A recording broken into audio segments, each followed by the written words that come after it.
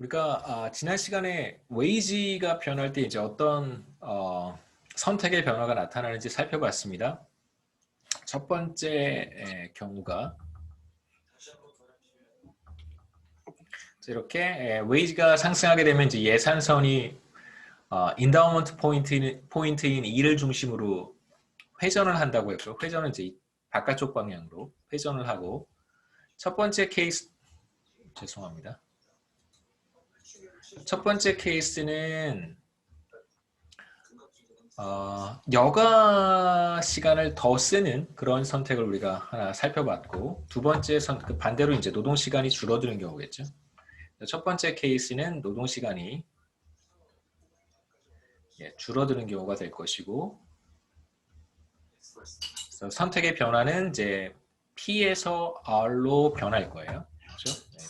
옵티멀 포인트가 이제 웨이지가 상승하기 전에는 옵티멀 포인트가 P였었는데, 이제 웨이지가 상승하고 나면 이제 옵티멀 포인트는 R로 바뀌겠죠. 두 번째 경우는 정반대로 똑같이 웨이지가 상승했지만 오히려 여가 시간은 줄어들게 되고, 그래서 노동 시간은 늘어나는 그런 선택의 결과입니다. 마찬가지로 이제 웨이지가 상승하기 전에 최저점을 P라고 표시를 했고, 웨이지가 상승한 이후에 이제 선택을 R로 표시를 했고요. 그래서 P에서 R로의 변화인데, 지난 시간 끝날 때 간단하게 말씀드리긴 했지만, 당연히 이제 웨이지가 상승하게 되면 전과 똑같은 시간 일을 해도 소득이 늘어나기 때문에, 첫 번째 생각해 볼 수 있는 것은 전보다 뭐 적게 일을 할 수도 있겠죠. 적게 일을 한다고 해도 전보다 더 많은 소득을 얻을 수 있습니다. 그래서 생각해 볼 수 있는 것은 소득이 늘어날 테니까 여가를 더 쓰고 노동 시간을 줄여야 되겠다, 이런 선택을 할 수도 있지만, 이제 또 하나 우리가 생각해 봐야 되는 것은, 웨이지가 상승해서 제가 1시간 여가를 쓴다고 했을 때 그 1시간의 여가의 가치가 이제 전과는 다르겠죠. $10일 때 제가 1시간을 쉰다면 저는 $10만큼을 포기하는 게 되겠지만, 이제 $20일 때 1시간을 쉰다면 쉰다는 것은 그만큼 일을 하지 않는다는 걸 의미를 하니까요. 그렇다면 이제 저는 $20를 포기하게 되는 것입니다. 그래서 여가 시간이 전보다 더 비싸지게 되고요. 그러면 우리의 이제 그 의사결정은 이런 게 있어요. 상대적으로 비싼 걸 적게 쓰고 적게 소비하고, 그렇죠? 비싼 것을 적게 소비하고 싼 것을 많이 소비하는 것이 이제 합리적인 소비자들의 소비 패턴이겠죠. 지금 우리는 웨이지라고 하는 것은 여가의 가격이 될 수 있다, 여가의 가격이다, 이렇게 얘기를 했고요. 그 다음에 우리가 소비하는 재화는 딱 두 가지입니다. 소비재에 대해서 우리가 소비를 할 수 있고, 그 다음에 여가를 소비할 수 있어요. 여가가 비싸졌다라고 하는 것은 거꾸로 얘기하면 소비재에 대한 가격이 하락했다라고 얘기할 수 있습니다. 두 가지 제어밖에 없으니까 하나가 비싸지면 다른 하나는 그냥 less expensive 해진 거죠. 하나가 more expensive 해지면 다른 하나는 less expensive 해진 거예요. 그래서 우리가 여기서 생각해 볼 수 있는 것은, 웨이지가 상승해서 여가의 가격이 전보다 올라갔다면 여가에 대한 소비는 줄어들 것이고 소비재에 대한 소비는 늘어날 거예요. 이제 그러한 부분도 우리가 생각해 볼 수 있습니다. 그래서 이 경우에는 여가 시간이 줄어들 테니까 그거의 반대인 노동 시간은 늘어나겠죠. 그래서 이 두 가지 효과가 이 두 가지 효과 중에서 어떤 효과가 더 큰가에 따라서 다시 한번 돌아가 보겠습니다. 그래서 만약에 웨이지가 상승해서 더 많은 여가를 쓰겠다라고 하면 이제 첫 번째 결과가 나타날 수 있고요. 물론 이 그림에서도 상대적으로 더 비싼 여가를 적게 쓰는 선택이 없는 것이냐, 그렇지는 않습니다. 제가 구체적으로 보여드릴게요.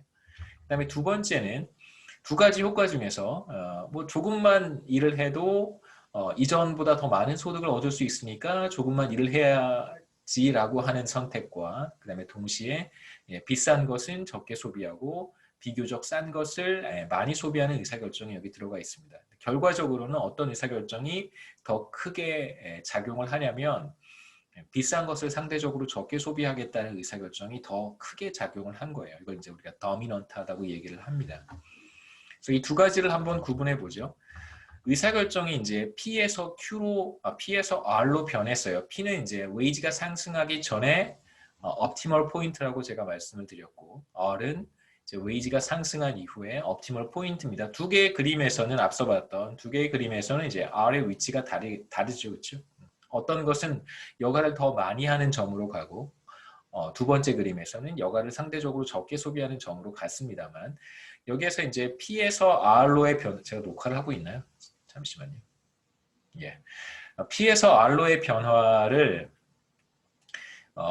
두 가지의 단계로 구분해서 보려고 해요. P에서 Q로 가는 경우, 그 다음에 Q에서 다시 R로 가는 경우. 그래서 P에서 Q로 가는 경우, 다시 Q에서 R로 가는 경우, 이제 2스테이지로 나눠서 각각의 스테이지를 구분해 보려고 합니다. 그래서 먼저 간단하게 말씀을 드리면, 다음 그림에 나오는데, P에서 Q로의 변화를 우리가 대치 효과라고 이야기를 하고,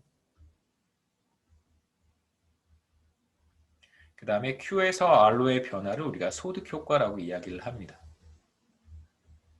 네. Q가 어디 있는지 한번 첫 번째 그림을 먼저 한번 보고, 그 전에 대치 효과가 뭔지를 제가 간단하게만 말씀을 드리겠습니다. 인컴 이펙트는 또 뭔지. 서브스티튜션 이펙트라고 하는 것은 뭐냐면, 말씀드렸듯이 상대적으로 비싼 것을 적게 소비하고 상대적으로 싼 것을 많이 소비하는 것을 우리가 대치 효과라고 이야기를 하고, 인컴 이펙트, 소득 효과라고 하는 것은 뭐냐면, 우리가 앞서 봤었어요. non-labor 인컴이 늘어날 때 이 경우에는 웨이지는 변하지 않는 경우잖아요. 웨이지는 변하지 않고, 다시 말해서 예산선의 기울기는 변하지 않고, non-labor 인컴이 늘어날 때 소비재에 대한 소비도 늘어나고 정상재니까, 그 다음에 이제 여가에 대한 소비도 늘어난다. 여가도 정상재라고 우리가 가정할 수 있습니다. 그럴 경우에 이제 변화를 우리가 소득 효과라고 얘기하는데, 첫 번째 그림을 이제 한번 살펴보도록 할게요. 이 첫 번째 그림은 어디에서 온 그림이냐면, 다시 한번 돌아가 보겠습니다. 한 36페이지인가요? 네, 이 그림 35페이지의 그림에 P에서 Q로의 변화인데, 이것을 두 단계로 구분한 것입니다. 그래서 P에서 Q로, 그 다음에 Q에서 R로. 그래서 제가 Q라고 하는 점을 어디에 찍었는지 다시 한번 보시죠. Q라고 하는 점을 찾았는데, 이 Q라고 하는 점은 새롭게 바뀐 웨이지, 새로운 예산선의 기울기를 이전 무차별 곡선에 적용을 한 거예요. 그래서 새로운 웨이지, 그게 바로 W 프라임이겠죠. W 프라임, 새로운 웨이지와 접하는 접점을 제가 찾았는데, 이 접점을 찾을 때 어떤 무차별 곡선에서 접점을 찾았냐면, 이전 수준의 효용을 얻을 수 있는 바로 무차별 곡선, 이때 U0를 사용을 했습니다. 그게 바로 점 Q예요. 다시 한번 보시면 점 Q라는 점은 U0만큼의 효용 수준을 제공하는 무차별 곡선상의 한 점인데, 그 점은 어떤 점이냐면 새로운 웨이지와 접하는 점입니다. 그래서 여기에서 우리가 서브스티튜션 이펙트를 어떻게 생각해 볼 수 있냐면, 효용을 일정하게 유지한 상태에서 웨이지가 달라지면 선택이 어떻게 달라질까를 찾아보겠다는 거예요. 서브스티튜션 이펙트는 어떻게 찾는 것이냐면, 예산선의 기울기가 달라져요. 여기서는 이제 웨이지겠죠. 자, 웨이지가 변할 때 효용을 일정하게, U0라고 하는 무차별 곡선 상에서 우리가 한 점을 찾는 거잖아요. 효용을 일정하게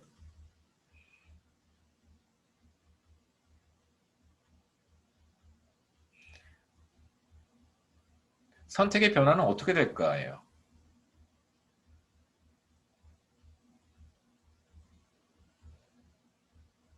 그러니까 지금 여기에서 웨이지가 상승했습니다.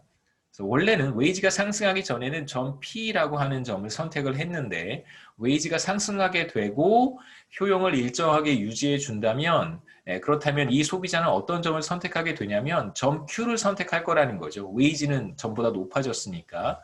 자, 왜 그러냐면 웨이지가 전보다 높아졌으니까 여가는 전보다 더 비싸졌습니다. 상대적으로. 그 소비재의 가격과 비교했을 때 여가가 상대적으로 비싸진 거예요. 그러면 대체 효과라고 하는 것은 아까 뭐라고 말씀드렸냐면 상대적으로 비싼 것을 적게 소비하고 상대적으로 싼 것을 많이 소비하는 거라고 말씀을 드렸어요. 그래서 점 Q와 점 P와 Q를 비교해 보면 P는 여가 시간을 70만큼, 그 다음에 소비재에 대한 소비는 이만큼 소비를 하고 있었습니다. 그런데 이제 웨이지가 상승하게 되면 여가 시간은 줄어들죠. 왜냐하면 웨이지가 상승해서 여가가 전보다 비싸졌으니까 여가에 대한 소비는 70시간에서 55시간으로 줄어들게 되고 소비재에 대한 소비는 늘어나게 되죠. 이게 바로 대체 효과예요. 점 P에서 점 Q로의 변화가 바로 대체 효과입니다. 효용을 일정하게 유지해 준 상태에서 예산선의 기울기가 달라진다면 의사결정이 어떻게 달라지는가, 그 차이를 이제 우리가 substitution effect라고 합니다. 그래서 정리해 보시면 다시 돌아가서요. Yes. 웨이지가 상승할 때 substitution effect예요. 자, 웨이지가 상승할 때 당연히 여가의 상대적인 가격이 상승하는 것이기 때문에 일반적인 사람들은 상대적으로 비싸진 여가를 적게 소비하고요. 그 다음에 상대적으로 싼 소비재에 대한 소비를 늘릴 거예요. 이것이 바로 대체 효과입니다. 따라서 노동시간에는 어떤 변화가 나타나냐면 당연히 여가 시간이 비싸졌기 때문에 여가를 적게 소비해요. 노동시간이 늘어나겠죠. 그래서 결론적으로 말씀을 드리면 substitution effect에 따르면 노동시간은 늘어나야 돼요. 그러니까 웨이지가 상승했을 때 substitution effect는 뭘 의미하냐면 노동시간이 늘어나야 된다라고 하는 것을 의미합니다. 그러니까 이때 중요한 것은 여기서 이제 실질 소득이 일정해야 된다라고 이제 표현을 했는데, 그러니까 여러분이 이해하기 쉽게 무차별 곡선, 동일한 무차별 곡선상의 한 점을 찾는 것이다라고 생각하시면 좋겠습니다. 그 다음에 두 번째는 인컴 이펙트인데, 인컴 이펙트는 뭐냐면 점 Q에서 점 R로의 변화예요. 그러니까 보시면 좀 지우고 얘기를 다시 하죠. 점 Q와 점 R을 비교해 보면 어떤 변화냐면 사실 예산선의 기울기는 달라지지 않습니다. 다만 어떤 차이가 나타나는 거냐면 우리가 지난 시간에 봤던 non-labor income이 변화하는 효과만 있는 것이죠. 예산선의 기울기는 달라지지 않고, 그래서 non-labor income이 늘어나면 그러면 어떤 변화가 나타날까요? 당연히 여가 시간에 대한 소비도 늘어나고 소비재에 대한 소비도 늘어나요. 왜냐하면 둘 다 normal good이라고 우리가 가정했기 때문입니다. 따라서 여가 시간은 늘어나겠죠.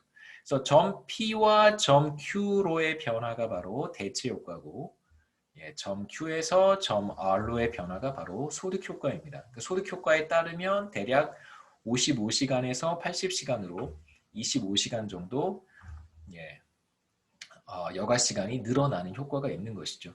그래서 대체 효과 다시 한번 보시면 P에서 Q로의 변화는 여가 시간이 15시간 정도 줄어들고요.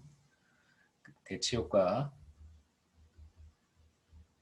효과에서의 이제 여가는 마이너스 15만큼이고 당연히 노동시간은 플러스 15만큼이죠. 여가 시간이 줄어들면 그만큼 노동시간이 늘어난 거니까. 인컴 이펙트 같은 경우에는 25시간만큼 여가 시간이 늘어나고요. 여가 시간이 25시간만큼 늘어났다는 얘기는 노동시간이 25시간만큼 줄어들었다는 것을 뜻합니다. 그래서 보시면 소득 효과는 항상 여가의 노동시간 기준으로 보겠습니다. 우리가 이 기준으로 보죠.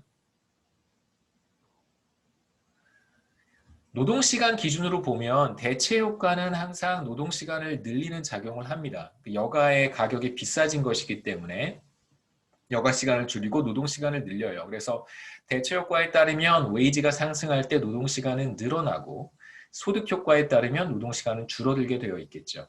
그래서 순 효과, net 이펙트를 계산해 보면 이 둘의 합일 테니까요. 마이너스 10만큼이에요. 여가 시간은 플러스 10만큼이겠죠. 그래서 이 경우에 어떤 효과가 더 큰가? 대체 효과는 노동 시간을 늘리는 작용을 하고 소득 효과는 노동 시간을 줄이는 작용을 하는데 결과적으로 노동 시간이 줄어들었단 말이에요. 그렇다면 소득 효과가 대체 효과보다 더 크다 이렇게 표현을 합니다. 그래서 인컴 이펙트가 대체 효과보다 더 강하다 혹은 dominate 한다 이렇게 표현을 해요. 그래서 소득 효과가 대체 효과를 dominate 하기 때문에 압도하기 때문에 혹은 소득 효과가 대체 효과보다 더 크기 때문에 노동 시간은 줄어드는 경우가 이제 첫 번째 케이스라고 할 수 있습니다. 두 번째 케이스는 결과적으로 여가 시간이 줄어드는 의사결정이었었어요. P에서 R로 가는 변화인데 결과적으로는 여가 시간이 70시간에서 60시간으로 줄어듭니다. 여러분 제가 이거 가상 강의실에 올려놓은 강의 자료에서 이거 인컴이라고 써놨더라고요. 여기 고치시기 바랍니다. 대체 효과가 더 큰 경우에요. 그래서 어제 밤에 이렇게 보다가 틀려서 제가 고쳤고요. 다시 업로드는 하지 못했습니다. 다시 또 다 다운 받으셨을 것 같아서 뭐 어떤 형태로든 파일이든. 두 번째는 이제 반대로 소득 효과보다 대체 효과가 더 큰 상황을 볼 텐데 뭐 로직은 똑같아요. 점 P에서 점 Q로 대체 효과를 한번 첫 번째 스테이지로 찾아보고 점 Q에서 점 R로 소득 효과를 한번 찾아보는 것이죠.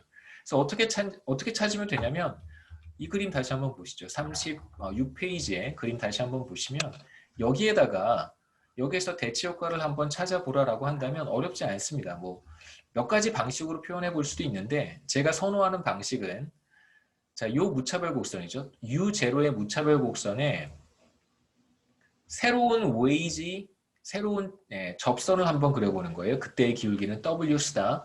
W 스타 20달러인 기울기가 20달러가 되도록 U0의 무차별 곡선에 접하도록 이렇게 접선을 한번 그려보는 것이죠. 반드시 이쪽과 평행하도록 쭉 그려보면 이제 접하는 점을 찾을 수 있을 거예요. 그래서 이 점이 바로 Q라고 우리가 부르겠다는 것입니다. 그래서 점 Q를 찾을 수 있고 점 P에서 점 Q로의 변화를 우리가 대체 효과라고 불러요.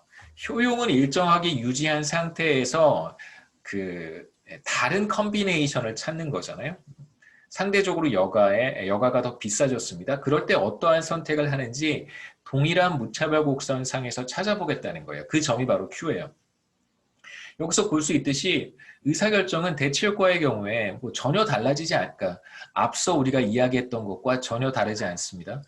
보시면 여가의 가격이 상대적으로 비싸졌기 때문에 웨이지가 상승해서 여가의 가격이 비싸졌다는 얘기는 내가 1시간 여가를 더 쓰게 되면 그만큼 일을 못하기 때문에 웨이지를 포기해야 되잖아요. 그런데 그 웨이지가 전보다 더 높아졌어요. 그렇기 때문에 여가가 더 비싸졌다고 이야기를 합니다. 여가가 더 비싸졌기 때문에 상대적으로 비싸진 여가를 적게 써요. 그래서 55시간만큼 여가 시간을 쓰는 것이고요. 70시간에서 55시간으로 여가 시간이 줄어들게 됩니다.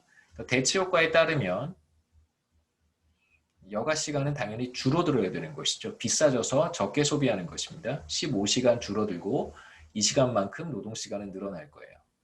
그 다음에 이제 소득 효과는 마찬가지로 점 Q에서 점 R로의 변화입니다. 그래서 기울기는 변하지 않고 예산선이 그냥 평행하게 패럴러 쉬프트한 거니까 non-labor 인컴이 증가한 것과 동일한 효과예요. 그러면 소비재도 정상재, 여가도 정상재니까 여가 시간 늘어나야 되고 소비재에 대한 소비도 늘어나야 합니다. 소득 효과에 따르면 당연히 여가가 늘어나야 되는데 이 경우에 소득 효과가 그렇게 크게 나타나지 않는 경우라고 할 수 있습니다. 그래서 55시간에서 소득 효과에 따르면 60시간으로 5시간만큼 여가가 늘어나고요. 그러면 노동시간은 5시간만큼 줄어들겠죠. 두 번째 그림에서는 소득 효과와 대체 효과를 합쳐서 넷 이펙트를 봤을 때 노동시간은 10시간만큼 늘어나고 반대로 여가시간은 이제 10시간만큼 줄어들겠죠. 그래서 대체 효과는 15시간, 소득 효과는 5시간. 그렇기 때문에 대체 효과가 소득 효과보다 훨씬 더 큽니다. 그래서 이 경우에는 대체 효과가 소득 효과를 압도하기 때문에 노동시간이 당연히 늘어나겠죠. 그래서 어떤 경우에 그러니까 소득 효과가 대체 효과를 도미네이트 한다면 노동 시간은 줄어들어야 될 것이고 대치 효과가 소득 효과를 더미네이트 한다면 웨이지가 상승할 때 노동시간은 늘어나야 되겠죠. 이 두 가지 케이스를 우리가 살펴봤고, 그래서 일반적으로는 그럼 뭐가 맞는 것이냐? 대체로 데이터를 분석해 보면 대체 효과가 소득 효과보다 더 크다고 우리는 봅니다. 두 가지 이제 가능성을 여러분들께 설명을 해드린 것이고, 이 둘 중에 그럼 뭐가 커서 웨이지가 상승할 때 그럼 노동 시간이 늘어나야 되는가 아니면 줄어들어야 되는가라고 했을 때는 대체 효과가 소득 효과보다 더 커요. 그래서 웨이지가 상승할 때 노동 시간은 늘어나게 됩니다.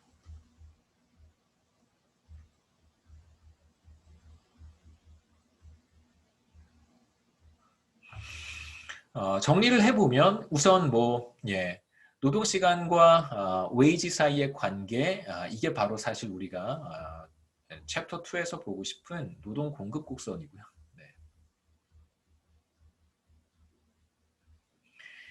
그러니까 웨이지가 변할 때 노동 시간은 어떻게 되는가? 그러니까 사실 대체 효과가 크냐, 소득 효과가 더 크냐에 따라서 이야기가 달라지겠지만 우리는 대체 효과가 더 크다고 이건 가정이 아니고요. 데이터를 보면 대체 효과가 소득 효과보다 더 커요. 그러니까 노동 공급 곡선을 우리가 추정할 수 있어요. 데이터를 가지고 여러 사람들 데이터가 있단 말이에요. 그래서 뭐 몇 년치 데이터, 여러 사람들이 뭐 한 10년, 뭐 한 20년 동안 노동시장에서 어떻게 일을 했는지에 대한 데이터, 그걸 패널 데이터라고 얘기를 하는데 패널 데이터가 있어요. 그래서 패널 데이터를 가지고 이렇게 분석을 해보면 그럼 대체로 웨이지가 상승할 때 노동시간이 늘어난다는 결과가 나옵니다. 그럼 이제 우리는 뭐라고 얘기하는 거예요? 소득 효과가, 대체 효과가 소득 효과보다 크다고 얘기를 하는 것이죠. 그러니까 실제로 데이터에서 P에서 Q로의 변화, Q에서 R로의 변화를 다 이렇게 분해해가지고 P에서 Q는 요만큼이고 Q에서 R은 요만큼이다 이렇게 비교하는 게 아니고요. 실제로 노동 공급 곡선을 직접 추정할 수 있고 찾아낼 수 있고 그게 이제 찾아냈더니 웨이지가 상승할 때 노동 시간이 늘어나는지 줄어들었는지를 이제 확인할 수 있단 말이에요. 평균적으로 모든 사람들을 다 같이 분석을 하니까 물론 그 중에는 그 사람들 중에는 반대로 움직이는 사람들이 뭐 여럿 있겠죠. 그런데 이제 평균적으로 봤을 때 시장의 노동 공급 곡선이라고 하는 것은 패널 데이터에 많은 사람들이 들어가 있으니까 그 사람들의 어떤 노동 공급 패턴이라고 하는 것은 대치 효과가 소득 효과를 압도하는 방식으로 나타납니다. 물론 이제 모든 사람들의 의사결정에서 대치 효과가 소득 효과보다 크다라고 말하기는 곤란해요. 한 사람의 노동 공급 곡선을 찾아내는 것은 그렇게 쉬운 일은 아닙니다. 쉬운 일은 아니에요. 제가 봤을 때 불가능합니다. 그래서 한 사람의 노동 공급 곡선에 대한 이야기를 그렇게 쉽게 얘기하기는 어려워요. 여하튼 간단히 생각해 보면 대치 효과가 소득 효과보다 크다면 당연히 웨이지가 상승할 때 노동 시간은 늘어나야 되고 첫 번째고요. 그 다음에 반대로 소득 효과가 대치 효과보다 더 크다면 혹은 소득 효과가 대치 효과를 압도한다면 더미네이트 한다면 웨이지가 상승할 때 노동 시간은 당연히 줄어들어야겠죠.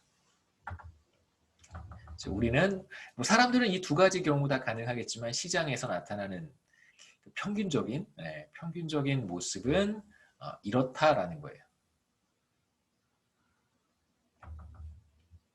나중에 조금 있다가 노동 공급의 탄력성이라는 이야기가 나오는데요.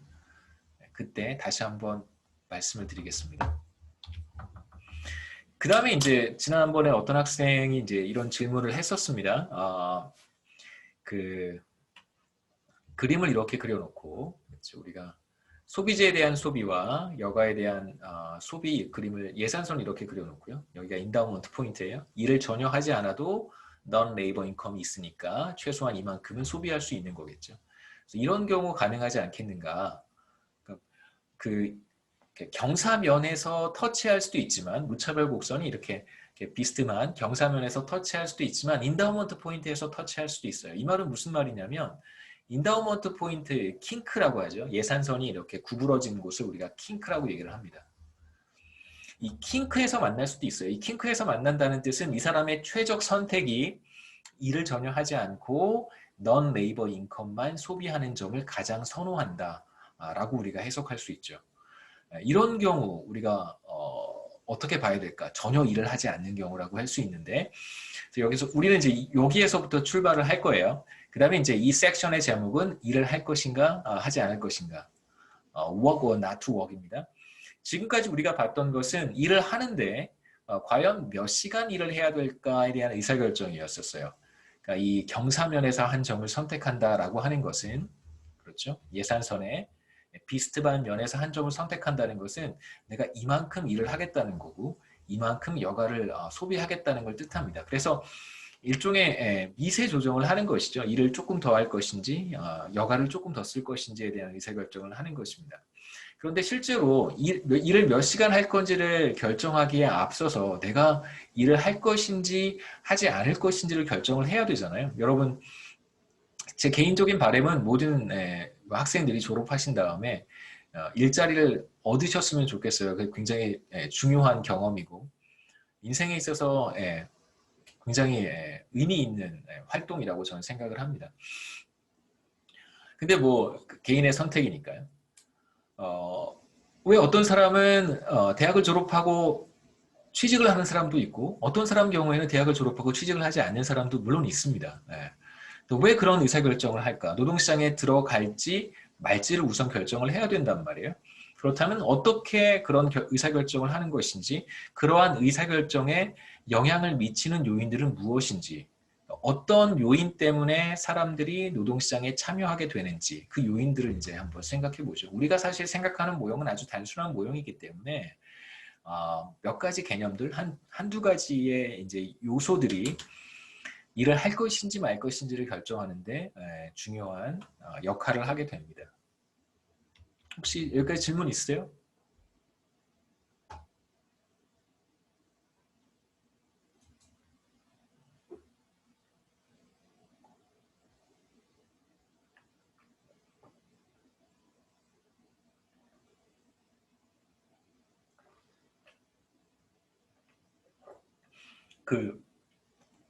전에 이제 미국에서 공부할 때 그런 얘기 많이 해요. 농담 반 진담 반인데 저는 진담으로 들어요. 자동차를 사러 갈 때 새 자동차를 사러 갈 때 그 자동차가 언제 만들어졌는지 제작 연도, 월, 일 이런 게 다 이제 나와 있어요. 그러면 이제 절대 월요일과 금요일에 만들어진 차는 사지 말라고 하는 농담 반 진담 반. 먼데이, 프라이데이 차는 사지 말아라. 이런 얘기가 있습니다. 그래서 먼데이는 참 힘들죠. 모든 사람들한테. 그 자동차 같은 경우에도 혹시라도 대충 만들 수도 있기 때문에 월요일이나 금요일도 마찬가지죠, 그렇죠? 네. 네. 그러니까 자동차에 혹시 결함이 있을 가능성이 높은 요일이 월요일. 그래서 결함이 많은 요일이 월요일입니다. 여러분도 힘드시고 저도 네. 쉽지는 않네요. 예. 나이가 먹으니까 1년 1년 나이가 먹으니까 월요일의 무게가 더 이렇게 무겁게 느껴집니다. 우선 이제 간단한 그림을 한번 생각해 볼 텐데 제가 이제 앞서 슬라이드에서 그렸던 것처럼 어떤 웨이지 수준을 한번 생각해 보시고요. W0라고 하는 웨이지 수준, 제가 일부러 예산선을 좀 이렇게 플랫하게 그렸어요. 그래서 웨이지가 비교적 낮다라고 생각해 볼 수 있겠죠. W0가 비교적 작은 값을 가질 때, 그러니까 큰 값을 갖는다면 예산선은 더 이렇게 스티프해질 것이고, 웨이지가 작은 값을 절대값입니다. 절대값으로만 얘기를 해요. 제가 절대값이 아니라 진짜 마이너스 값을 갖고 얘기할 때는 말씀을 드리고 얘기를 합니다. 절대값으로 더 작은 값을 갖는다면 이제 기울기가 더 플랫해질 거예요. 일부러 제가 좀 플랫하게 그렸습니다. 웨이지 제로는 비교적 굉장히 낮은 임금 수준이라고 한번 생각해 보시죠.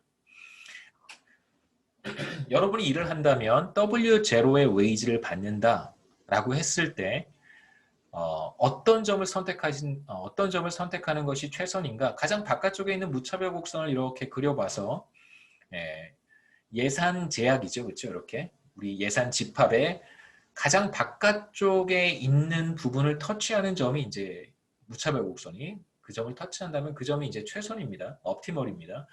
그 점이 지금 여기 인다우먼트 포인트예요. 인다우먼트 포인트가 최적이라는 뜻은 무슨 뜻이냐면 바로 전혀 일을 하지 않고 주어진 non-labor income V만큼을 소비하는 것이 이제 최적이라는 뜻입니다. V만큼을 소비하는 것이 최선이에요. 만약에 이 사람이 일을 한다면 어떻게 될까? 그러니까 이 인다우먼트 포인트에서 만일 일을 하게 된다면 어디로 이동하는 것이냐면 요점으로 이렇게 이동하겠죠. 예산선을 따라서 일을 더한다는 얘기는 이제 예산선을 따라서 이렇게 왼쪽으로 이동해 가는 것입니다.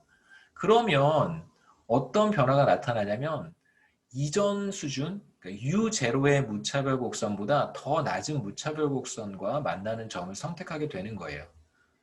이 점을 선택하게 되니까 무차별 곡선은 U0보다 더 낮은 값을 혹은 더 작은 값을 갖게 됩니다. 그러니까 효용이 떨어지는 경우겠죠. 그래서 이 사람은 절대 W0만큼의 웨이지를 받게 된다면 절대 일을 하지 않는 사람이라고 할 수 있어요.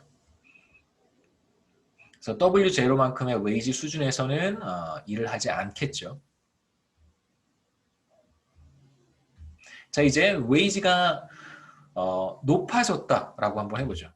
충분히 높은 수준의 웨이지를 생각해 보죠. W1. 자, 그러면 예산선은 전보다 더 스티프하게 그려야 됩니다. 웨이지가 상승했기 때문에 마찬가지로 절대값이고요. 더 스티프하게 그려본다면 그럼 이제 이 사람의 의사결정은 달라질 거예요. 자, 아까 그림이 바로 낮은 웨이지 W0 수준에서는 이 사람이 가장 높은 효용을 얻을 수 있는 점이 바로 인다우먼트 포인트를 선택했을 때예요. 그런데 만일 웨이지가 W1으로 상승한다면 예산선은 더 스티프해질 것이고 이제는 일을 하는 것이 더 좋은 선택이 됩니다. 또 Y라고 하는 점을 선택한다면 그러면 그때 Y점과 접하는 무차별 곡선을 이렇게 그려볼 수 있고요. 그때의 효용 수준은 U1이에요. 그래서 U1이 U0보다 더 크기 때문에 웨이지가 상승한다면 이 사람은 일을 하고 더 높은 수준의 소득을 얻는 것이 최선이라고 할 수 있겠죠. 그때 더 높은 효용을 얻기 때문에 그렇습니다. 그래서 W1 수준의 웨이지에서는 이 사람은 노동시장에 참여해서 일정 시간 일을 할 거예요.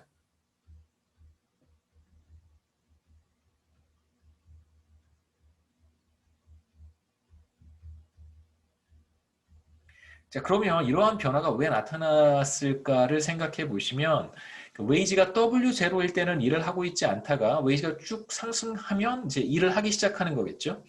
자, 그러면 우리가 어떤 상황을 생각해 볼 수 있냐면 그 어딘가에 W0와 W1 사이 어딘가에 어떤 임금을 제시했을 때는 일을 할 수도 있고 하지 않을 수도 있겠구나라고 생각할 수도 있습니다. 혹은 일을 하는 것과 일을 하지 않는 것이 무차별해지는 점을 찾을 수도 있겠구나라고 생각해 볼 수 있다는 거예요.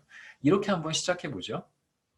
우선 두 가지로 제가 설명을 해볼 텐데 첫 번째는 우리 44페이지로 돌아가서요. 자, 첫 번째는 이런 겁니다. 자, 이 그림에서 하나 더 돌아가 볼까요? 편하게. 자, 이 그림에서 43페이지의 그림에서요. 무차별 곡선과 접선을 한번 그러니까 점 2에서 이 작업을 한번 해보자는 거예요. 점 2에서 무차별 곡선, 그러니까 U0만큼의 효용을 주는 무차별 곡선 예죠, 예. 그 U0라고 하겠습니다. 무차별 곡선 U0와 접하는 접선을 한번 찾아보죠. 자, 이 말이 무슨 뜻이냐면 이러한 선긋기가 되나요?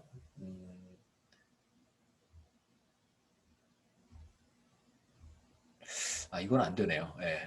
한번 찾아보시죠. 누가 한번 여기다 한번 그려보시죠. 네.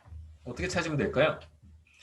점 2에서 무차별 곡선 U0와 접하는 접선을 한번 찾아보세요. 지금 W0라고 하는 지금 이 선은 무차별 곡선과 접하는 선이 아니죠. 그렇죠? 네, 보시면 얘는 무차별 곡선과 접하지 않아요. 점 2에서 접하는 선이 아닙니다.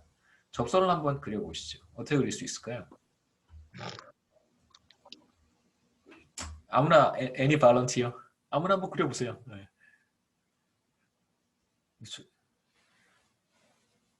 그 직선이 잘 안 되죠. 직선이 되나요?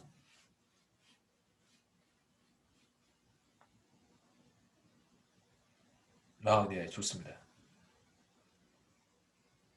신혜원보다 조금 더 잘 그릴 수 있을 텐데. 아, 좋습니다. 네. 신혜원까진 좋아요. 네. Any better.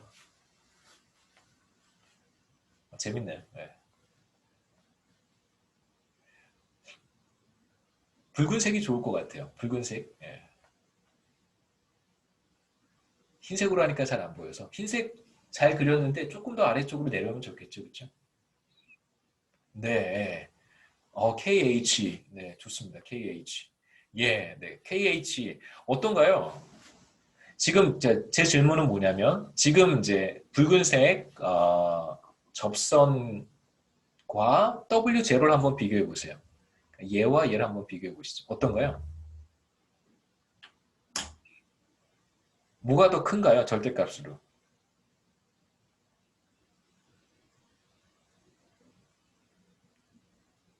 당연히 얘가 더 크죠. 그렇죠? 예.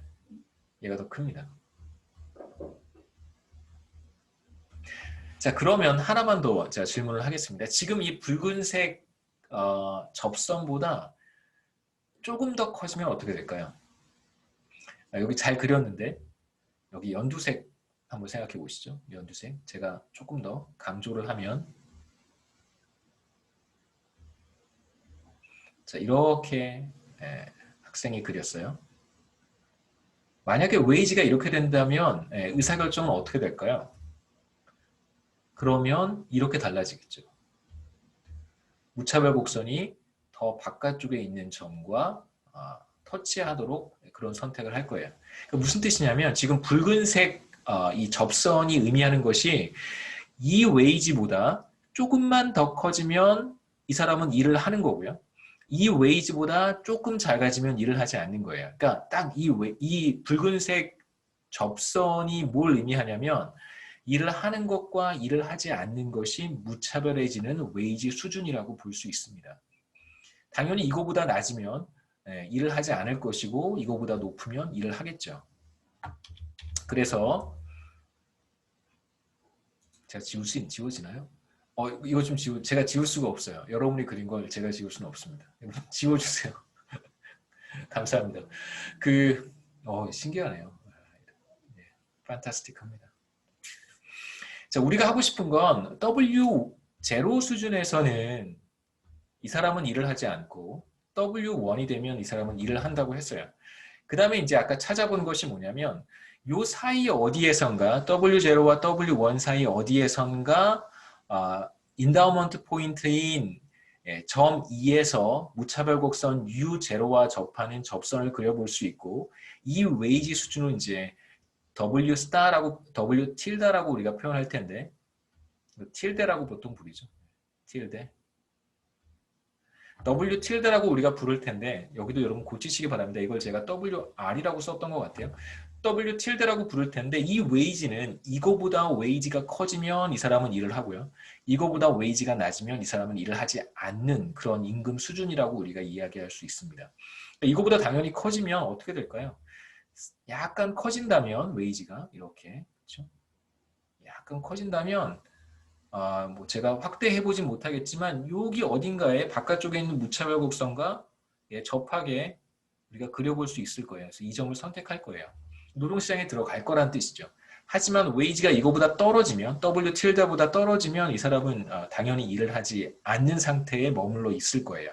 그래서 이제 우리가 어떤 개념을 정의를 하고 싶냐면 리저베이션 웨이지라고 하는 개념을 여기서 우리가 정의를 할 텐데 이건 유보임금이라고 번역하기도 하고 혹은 저는 두 번째 번역을 더 좋아합니다. 의중임금이라고 번역하기도 해요. 그러니까 리저베이션 웨이지는 각자 가지고 있는 임금 수준이에요. 이건 뭐 시장에 공개되어 있는 것이 아니라 각자 저한테도 저의 리저베이션 웨이지가 있고 여러분들 각자 사람마다 다른 리저베이션 웨이지가 있습니다. 그 리저베이션 웨이지는 뭐냐면 일을 하는 것과 일을 하지 않는 것이 무차별해지는 임금 수준을 가리켜서 우리가 의중임금, 유보임금이라고 불러요. 그래서 리저베이션 웨이지는 일을 하는 것과 하지 않는 것이 무차별한 웨이지 수준입니다.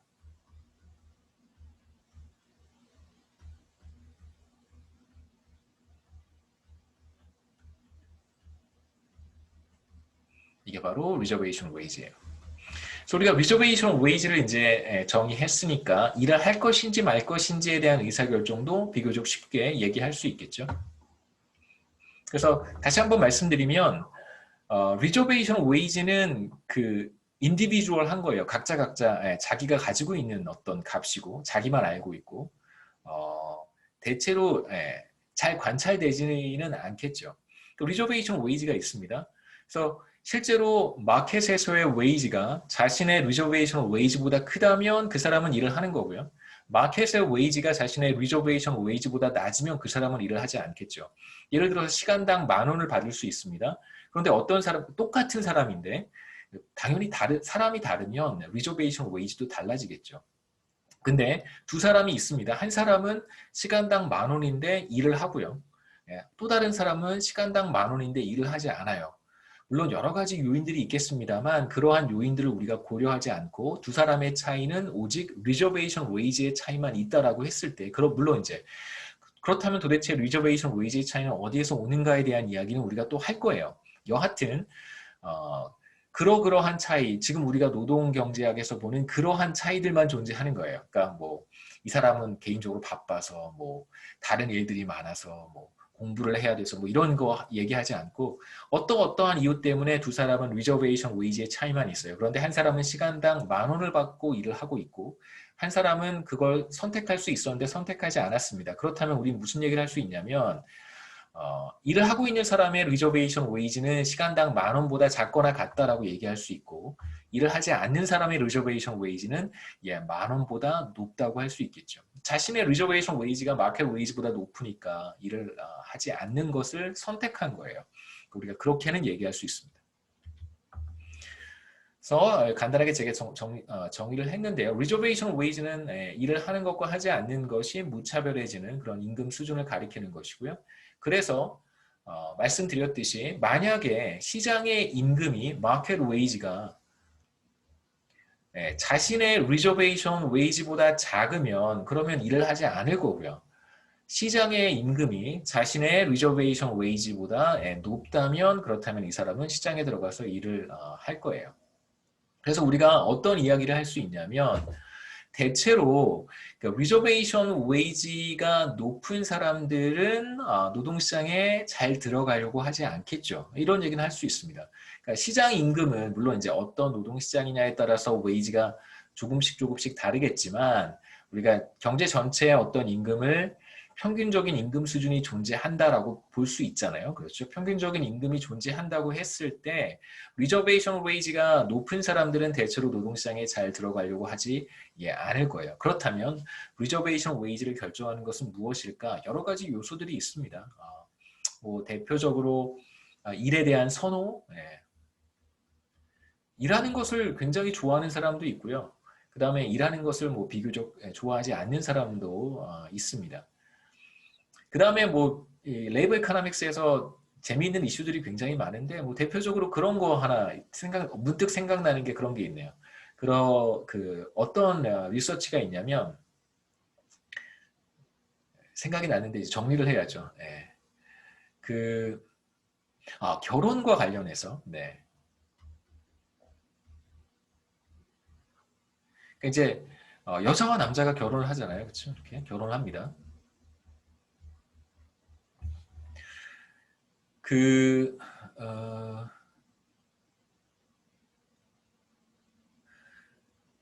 제가 정확히 기억이 안 나서 뭐라고 이 남자를 한번 생각해 보시죠. 이 남자는 어떤 남자일 수 있냐면 어머니가 일을 하는 경우도 있을 수 있고 어머니가 일을 하지 않을 수도 있잖아요. 이 남자의 어머니가 일을 하고 있거나 혹은 노동시장에 참여하는 경우도 있을 수 있고 그렇지 않은 경우도 있을 수 있습니다. 어머니가 일을 할 수도 있고요. 일을 하지 않거나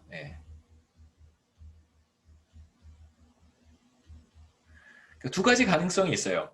그러니까 뭐 예를 들면 저 같은 경우에 남자니까 제 어머니는 평생 일을 하셨어요. 지금도 일을 하고 계세요. 이제 70 몇 세죠? 75, 75?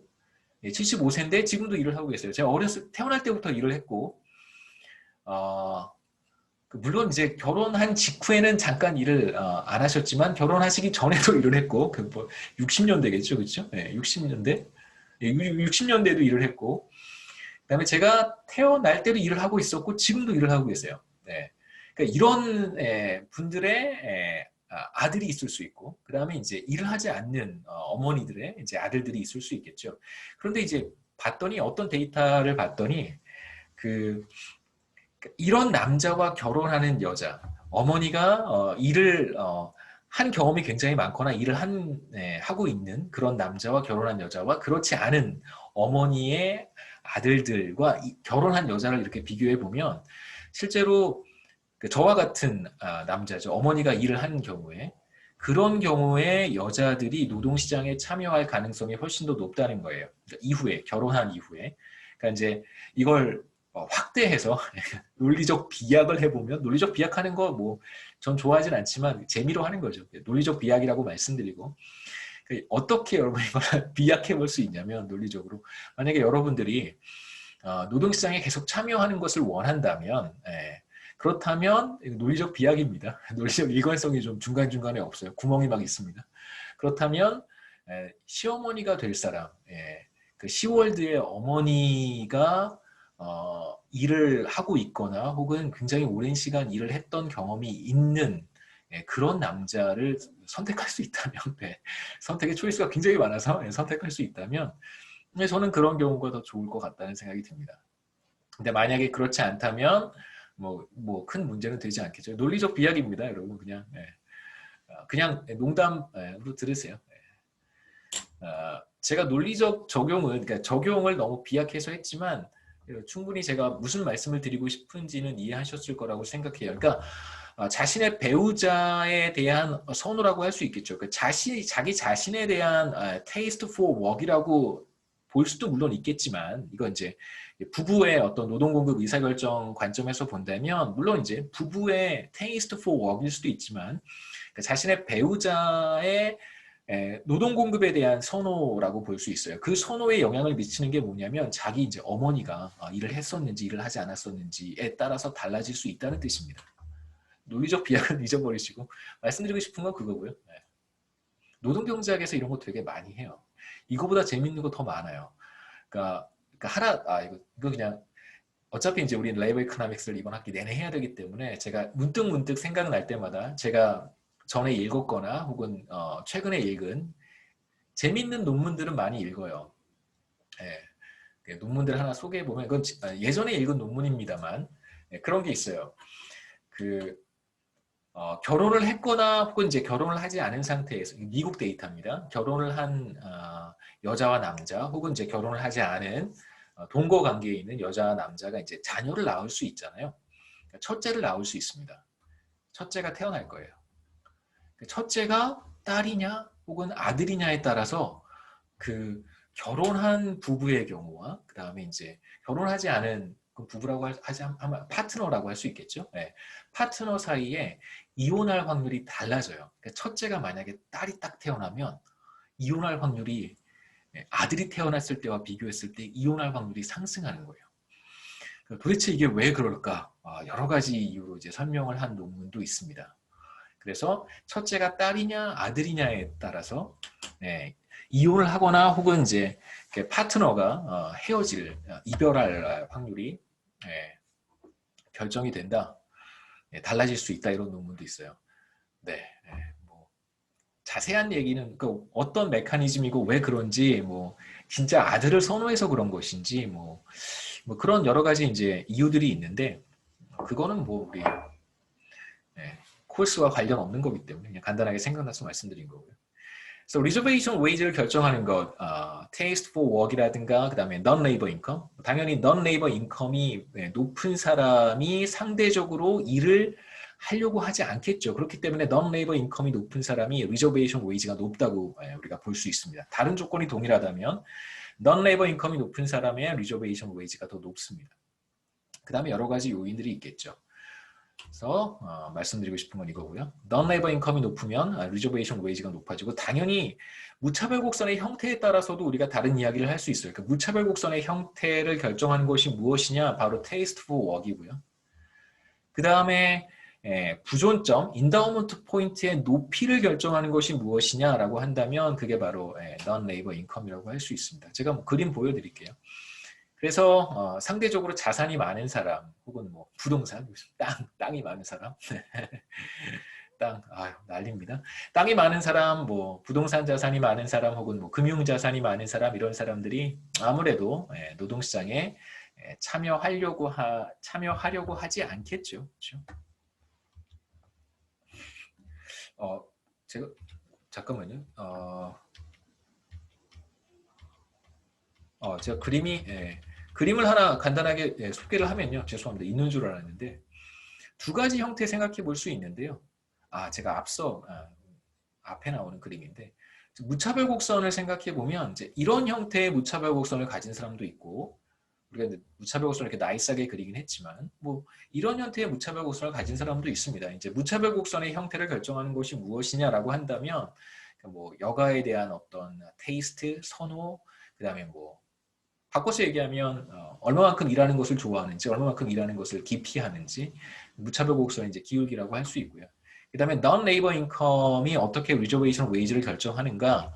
우리 앞에 슬라이드로 돌아가면 이렇게 생각해 볼 수 있겠죠. non-labor income이 높은 사람은 이렇게 이 점에 있을 것이고 이 사람은 상대적으로 더 높은 임금을 받을 수 있어야지만 노동시장에 참여하려고 할 거예요. 무차별 곡선이 지금 이런 형태를 갖는다고 한다면 생각해 볼 수 있습니다.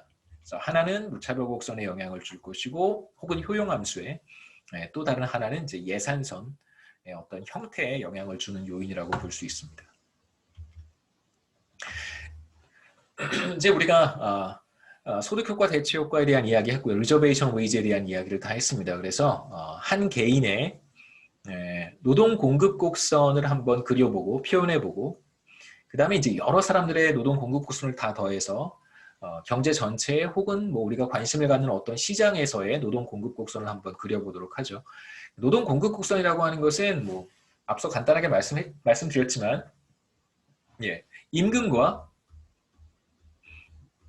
노동 시간 사이의 관계를 보여주는 것이죠. 관계, 뭐 혹은 관계를 보여주는 그래프, 혹은 뭐 임금과 노동 시간 사이의 스케줄, 곡선이 바로 노동 공급 곡선입니다. 대체로 대체 효과가 소득 효과보다 크기 때문에 우상향하도록 그리면 되겠죠.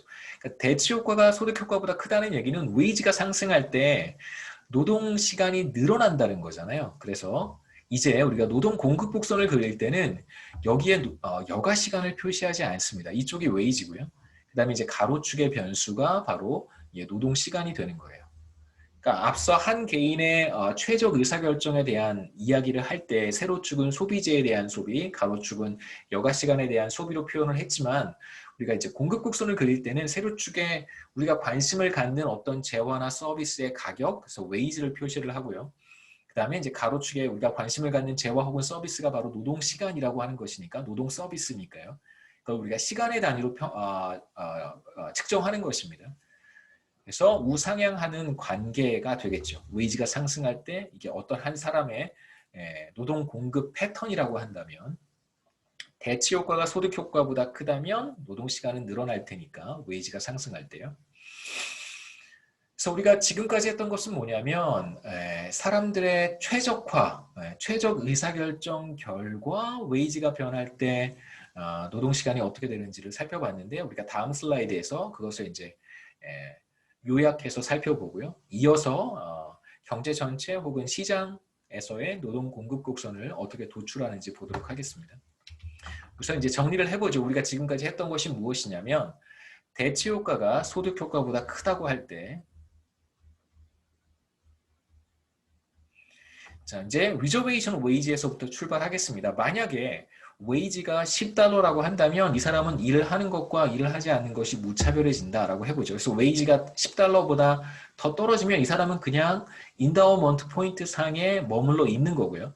10달러라고 하면 1초 일하는 것과 일을 하지 않는 게 이제 무차별해진다 이렇게 생각해 볼 수 있습니다. 10달러보다 웨이지가 시간당 임금이 상승하게 되면 대치 효과가 소득 효과보다 크니까 최적점은 계속해서 이렇게 왼쪽에 위치하도록 그리시면 되겠죠. 그래서 여가 시간은 계속해서 줄어드는 거예요. 그러니까 웨이지가 13달러일 때는 90시간만큼 여가를 소비를 했습니다. 다시 말하면 20시간 일을 한 거예요. 20시간 일을 했어요. 그런데 이제 웨이지가 20달러로 상승하게 되면 대치 효과가 소득 효과보다 크니까 여가 시간은 줄어들고 노동 시간은 늘어나야 돼요. 그래서 반드시 20달러일 때는 여기를 기준으로 이쪽 편에 이제 한 점을 찍으면 되겠죠. 이쪽에 찍으면 안 되겠죠. 이쪽에 찍으면 소득 효과가 대치 효과보다 더 큰 거니까. 그래서 무차별 곡선을 잘 그려서 대치 효과가 소득 효과보다 크도록 표시를 하면 됩니다. 그래서 그때는 20달러일 때는 이제 80시간의 여가를 소비를 하니까 노동 시간은 30시간이 될 거고요. 그 다음에 다시 웨이지가 25달러로 상승하게 되면 70시간만큼 여가를 쓰니까 노동 시간은 40시간이 되겠죠. 그 다음에 리저베이션 웨이지는 10달러예요. 10달러일 때는 노동 시간이 제로라는 뜻이겠죠. 그래서 한번 비교해 보면 이제 노동 공급 곡선을 한번 표시해 보면 10달러가 리저베이션 웨이지이기 때문에 이거 한 사람의 노동 공급 곡선입니다.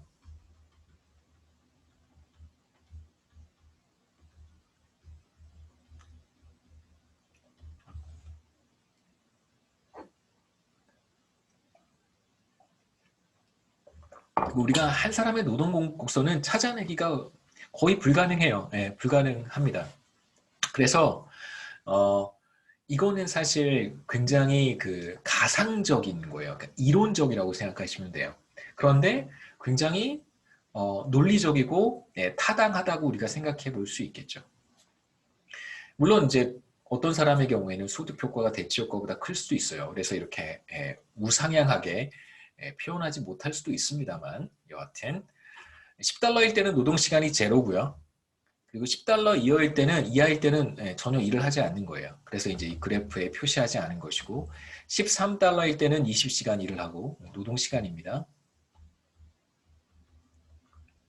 그 다음에 20달러일 때는 30시간 일을 하고 25달러일 때는 40시간 일을 해요. 그래서 이 점들을 이렇게 쭉 이어가면 한 사람의 노동 공급 곡선을 우리가 그릴 수 있고 그 다음에 이제 시장 전체 혹은 경제 전체의 노동 공급 곡선을 우리가 도출할 텐데 단순합니다. 여러 사람들의 노동 공급 곡선을 그냥 다 더하면 돼요. 근데 여기서 조심해야 되는 것은 각 사람마다 리저베이션 웨이지가 다르다고 했잖아요. 그래서 이제 리저베이션 웨이지보다 마켓 웨이지가 만약에 낮으면 그 사람은 이제 일을 하지 않을 테니까 그 정도만 우리가 조심해서 경제 전체의 노동 공급 곡선이 어떻게 나타나는지 살펴보면 되겠습니다. 두 사람 한번 생각해 볼 텐데요. 앨리스와 브렌다인데 앨리스의 리저베이션 웨이지가 W tilde A고요. 브렌다의 리저베이션 웨이지가 W tilde B라고 표현을 했습니다. 브렌다의 리저베이션 웨이지가 앨리스보다 조금 더 높은 경우라고 가정해보죠. 만약에 시장에서의 임금이 웨이지가 두 사람의 리저베이션 웨이지보다 낮으면 그러면 당연히 두 사람 모두 다 일을 하지 않습니다. 그런데 두 번째로 만약에 마켓 웨이지가 앨리스의 리저베이션 웨이지보다는 높은데 브렌다의 리저베이션 웨이지보다는 낮아요. 그러면 앨리스는 일을 할 것이고 브렌다는 일을 하지 않겠죠. 세 번째는 마켓 웨이지가 두 사람의 리저베이션 웨이지보다 높다면 두 사람 모두 다 일을 하는 거예요. 이 정도만 우리가 잘 생각해서 레이버 서플라이를 한번 그려보도록 하죠. 그 다음에 이제 웨이지가 리저베이션 웨이지보다 높다면 각 두 사람 모두 다 높다면 일정 시간 일을 할 거예요. 그래서 어떤 임금 수준에서 앨리스의 노동시간을 HA라고 하고요. 브렌다의 노동시간을 HB라고 한다면 그렇다면 이 둘을 더한 것이 바로 경제 전체 혹은 시장 전체의 노동 시간이라고 우리가 부를 수 있습니다. 주어진 임금 수준에서요.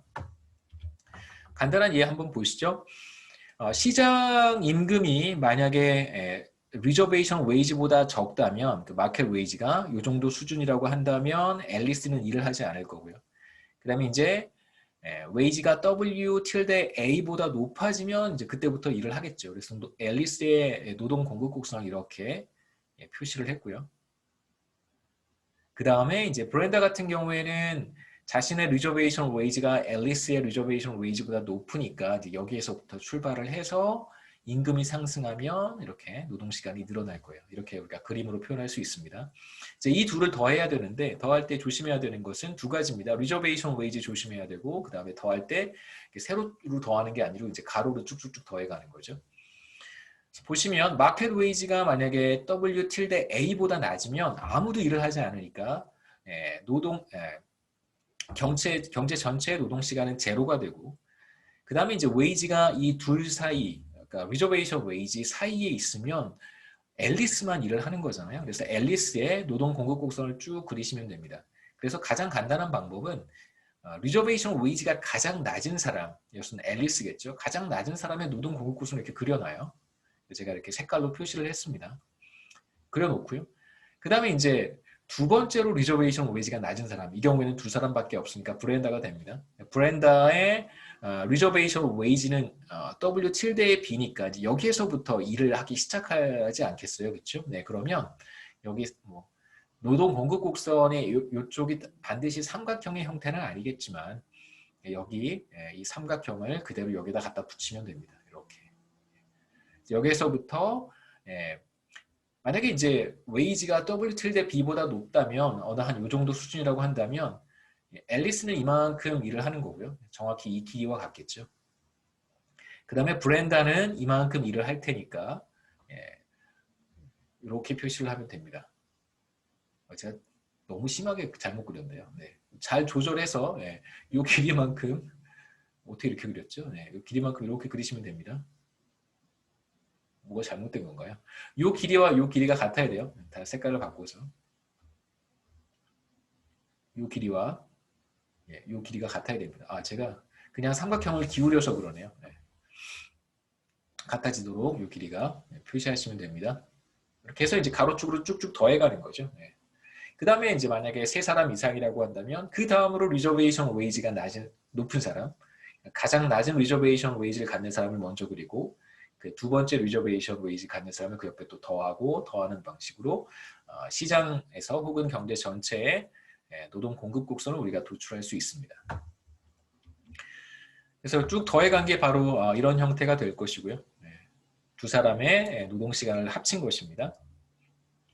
그래서 리저베이션 웨이지가 마켓 웨이지가 브렌다의 리저베이션 웨이지보다 낮다면 그러면 당연히 시장에서 경제 전체의 노동 공급 곡선은 그냥 앨리스의 노동 공급 곡선과 같아지고요. 한 사람밖에 일을 하지 않을 테니까. 그 다음에 이제 웨이지가 높아지면 그 다음으로 리저베이션 웨이지가 높은 사람, 그 다음 높은 사람들이 계속해서 노동시장에 들어올 테니까 노동시간은 점점 늘어나겠죠.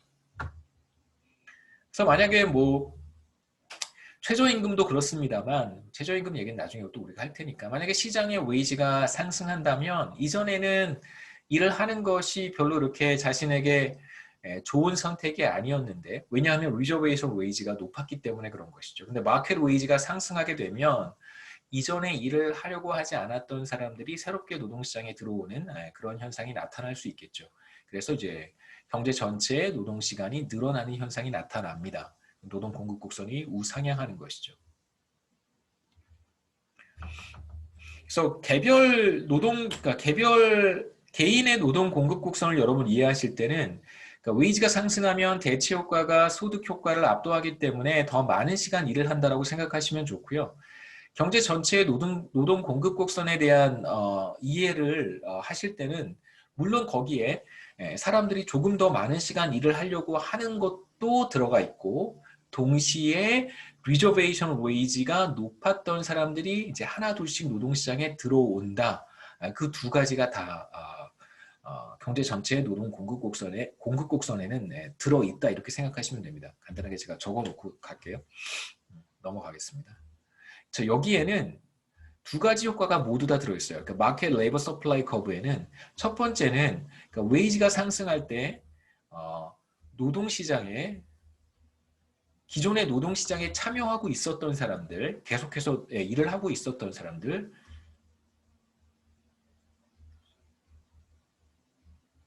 있던 사람들의 노동시간이 늘어나는 것이 하나 있고요.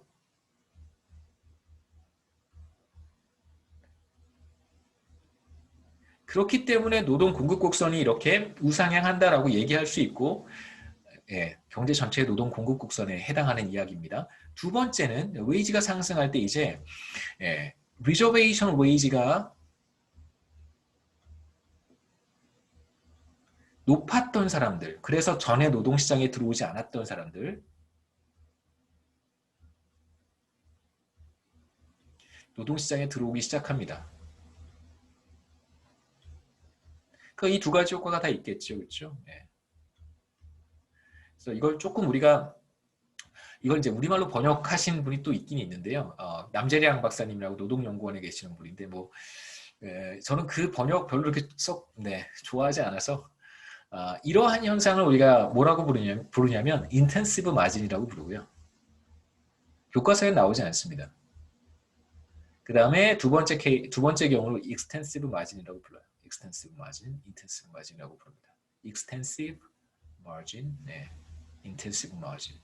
그러니까 이제 웨이지가 상승하면서 이제 자기의 리저베이션 웨이지보다 마켓 웨이지가 높아졌단 말이에요. 그럼 이제 그때 노동시장에 들어가는 거예요. 이러한 현상. 그러니까 노동시간에 엔트리 엑싯과 관련된 조정을 우리가 익스텐시브 마진이라고 부르고, 그 다음에 이제 임금이 상승해서 각자 모든 사람들이 기존에 일을 하고 있던 사람들이 대치 효과가 소득 효과보다 크니까 노동 시간을 늘릴 거란 말이에요. 조금 더 일을 하는 거예요. 그러한 현상을 우리가 인텐시브 마진이라고 합니다. 노동시장에 진입한 사람들의 노동 시간의 조정 변화를 이제 인텐시브 마진이라고 하고, 노동시장에 들어갈 것인가, in and out of the labor force가 바로 이제 extensive margin이라고 우리가 표현을 합니다. 주로 거시경제학자들이 관심을 갖는 현상이에요. 37분입니다. 탄력성 얘기를 할 수 있을까요? 탄력성 얘기까지 하겠습니다. 노동공급 탄력성이라고 하는 것은 간단하게 말씀드릴게요. 웨이지가 1% 상승할 때, W가 1% 상승할 때 경제 전체의 총 노동 시간이라고 여러분 생각하시는 것이 좋습니다. 경제 전체에 지금 우리는 경제 전체의 노동 공급 곡선에 대한 이야기를 하고 있으니까요. 우리가 관심을 갖는 바로 그 노동 공급 곡선에서 경제 전체 노동 시간이 몇 퍼센트 변하는가를 측정하는 하나의 지표가 바로 노동 공급 탄력성이에요. 그래서 이게 바로 노동 공급 탄력성입니다. 이거 간단하게 정리하고요. 여러분도 질문하실 수 있는 시간을 드리겠습니다. 노동공급 탄력성입니다. 그래서 분자의 H분의 델타 H가 바로 시간의 퍼센트 변화죠. 노동 시간의 퍼센트 변화고, 그러니까 우리가 한 개인의 노동 공급 곡선을 가지고요. 그 사람이 웨이지가 1% 변할 때 그 사람의 노동 시간이 몇 퍼센트 변하는가, 이거에 사실 경제학자들은 관심은 없습니다. 개개인의 문제가 아니고요. 보통은 이제 경제 전체의 노동 공급 곡선 혹은 어떤 산업, 자동차 산업 혹은 또 뭐라고 할 수 있을까요? 제조업 부문, 이렇게 이제 전체 한 산업이라든가 인더스트리에 관심이 있는 거고요. 여기서 이제 경제 전체 혹은 우리가 관심을 갖는 집계된 노동 공급 곡선에 대해서 우리가 노동 공급 탄력성을 측정을 합니다. WH over W는 이제 웨이지의 퍼센트 변화겠죠. 그래서 노동 시간의 퍼센트 변화를 임금의 퍼센트 변화로 나눈 것이 바로 직관적으로 얘기하면 웨이지가 1% 상승할 때 경제 전체의 노동시간 혹은 우리가 관심을 갖는 어떤 산업, 어떤 부문에서의 노동시간이 몇 퍼센트 변하는가를 측정할 수 있습니다. 그래서 이렇게도 우리가 표현할 수 있고요. 분자의 곱셈 아시죠? 이렇게 곱하는 거 있잖아요. 델타 H분의 H, 델타 W분의 W 이렇게 곱해서 분모로 가고, 이렇게 곱해서 분자로 가고 그런 계산입니다. 실제로 이제 한국 같은 경우에 노동공급 탄력성을 제가 측정을 했는데요. 꽤 됐습니다. 한 몇 년 전에 그 한국은행에 계신 그 송승주 박사님이라는 분과 이제 둘이 같이 추정을 했어요. 추정을 했는데 대략 한 0.23 정도 나옵니다. 탄력성이 0.23. 기존의 그 노동공급 탄력성 한국 노동 공급 곡선을 가지고 노동 공급 탄력성을 이렇게 추정한다고 우리가 표현을 하는데 추정한 연구가 사실 저희가 찾아봤는데 거의 없었어요. 그때가 한 2015년쯤인데 그때 당시 찾아봤는데 없는 거예요. 되게 저도 놀랐어요. 어떻게 한국의 노동공급 곡선의 탄력성을 추정한 연구가 이렇게 없을까? 그러니까 드문드문 발견이 되는데 그 이제 논문을 쓸 때 노동공급 곡선의 탄력성을 추정하겠다라고 하고 쓴 논문이 아니라 다른 걸 분석하다가 노동공급 곡선 한번 이렇게 봤더니 뭐 한 얼마쯤 나오더라 이런 이제 연구들이 좀 있었어요. 그래서 그때 작정을 하고 우리가 한번 해보자. 그러면 많은 사람들이 인용할 우리의 사실 목표는 뭐였었냐면 노동공급 곡선의 탄력성을 추정하는 것도 사실 우리의 목적이었었어요. 0.23 추정하는 숫자를 정확하게 우리가 한번 찾아보자라고 하는 게 목적이었고 또 하나는 뭐였었냐면 우리가 잘 찾으면 앞으로 무수히 많은 사람들이 우리의 연구 결과를 인용할 것이다라는 그런 어떤 의도가 있었던 거죠. 좋은 거 나오면 사실 많이들 인용하니까. 그래서 저희가 찾은 값은 0.23이고 되게 많은 사람들이 인용하고 있어요. 의미 있는 저희 굉장히 열심히 찾았고 나름 조금 이렇게 그 전에 사람들이 보지 못했던 부분들을 이제 저희가 많이 가져다가 제기될 수 있는 문제점들을 많이 해결을 했습니다. 저희는 믿어요. 노동공급 탄력성 0.23 저희 믿습니다. 예를 들어서 하나 생각해 보시면 신디 같은 경우에 웨이지가 $10였었는데요. 시간당 만약에 $10에서 $20로 임금이 상승하는 경우 그래서 이제 웨이지가 $10에서 $20로 2배 상승했으니까 임금의 퍼센트 변화가 100%가 되겠죠. 그렇죠? 네. 델타 W는 $10고요. 그 다음에 W는 $10니까 그렇죠? 1이 될 것이고 이걸 퍼센트로 표현하면 100%가 될 거예요. 그 다음에 이제 $10일 때 1900시간을 일을 했습니다.